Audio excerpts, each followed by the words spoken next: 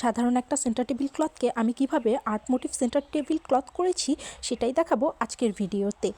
তো আমি প্রথমে একটা কাপড় সিলেক্ট করেছি এবং সেই অনুযায়ী আমি ফোন থেকে আমার ডিজাইনটাও কিন্তু সিলেক্ট করে নিয়েছি।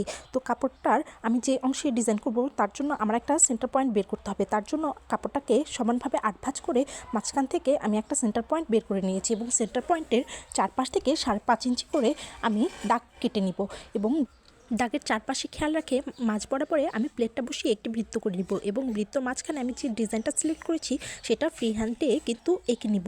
আমার এখানে ফ্রি হ্যান্ডে আঁকা হওয়ার পরে আমার এর জন্য লাগবে একটি ফ্রেম। যেহেতু আমার কাছে কোনো ফ্রেমই নেই সেক্ষেত্রে আমি ব্যবহার করব একটি ট্রিক্স। সেই ট্রিক্সের জন্য আমার লাগবে একটি ঝুড়ি এবং কয়েকটি ক্লিপ।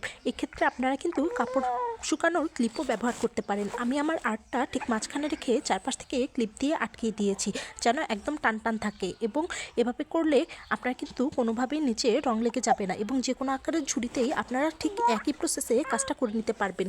তো আমি যেভাবে করে ফ্রি হ্যান্ডে এঁকে নিয়েছি সেখানে আমি একটা বেস কালার কিন্তু দিয়ে নিয়েছি। মাঝখানের মাঝটায় আমি কিন্তু সাদা কালার প্রথমেই একটা বেস কালার দিয়েছি যেন এই বেস কালারের উপরে আমি যখন অন্য কালার অ্যাপ্লাই করব সেটা যেন খুব সুন্দরভাবে ফুটে ওঠে।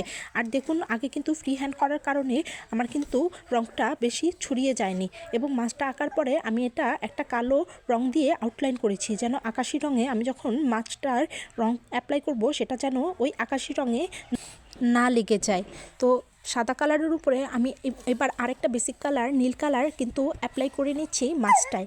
তো দেখুন এভাবে করে কিন্তু আপনারাও অ্যাপ্লাই করে নিতে পারবেন খুব সুন্দরভাবে এবং ফিনিশিংটা আপনার যত সুন্দর হবে আপনার কাজটাও তত সুন্দর লাগবে। এবং মাথার অংশের নিচ থেকে আমি একটু বড় করে আঁশও কিন্তু এঁকে নিয়েছি।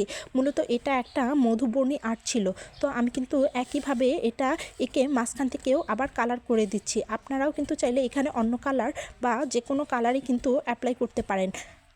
তো আমার এখানে আমি মাছটাকে কয়েকটা শেডে আমি এঁকে নিব যেহেতু এটা একটা মধুবনী ফিশ আর্ট। তো প্রথমে আমি লাইট গ্রিন কালার অ্যাপ্লাই করেছি, এরপর লাইট ভায়োলেট কালার অ্যাপ্লাই করেছি, এরপরে আমি আবার ডার্ক গ্রিন কালার অ্যাপ্লাই করব একদম লেজের দিকে মাঝখানে এবং একদম লেজের দিকে কিন্তু আমি নীল কালারই রাখবো এবং সেমভাবে আমি কিন্তু সবগুলো লেয়ারে কিন্তু মাছের আঁশ সুন্দর করে এঁকে নিব।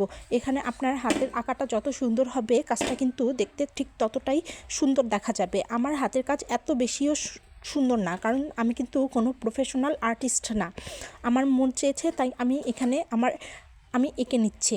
তো কীভাবে আমার মাছটা কমপ্লিট হওয়ার পরে আমি একটা পদ্ম ফুল এঁকে নিব মাছের মুখের কাছ থেকে।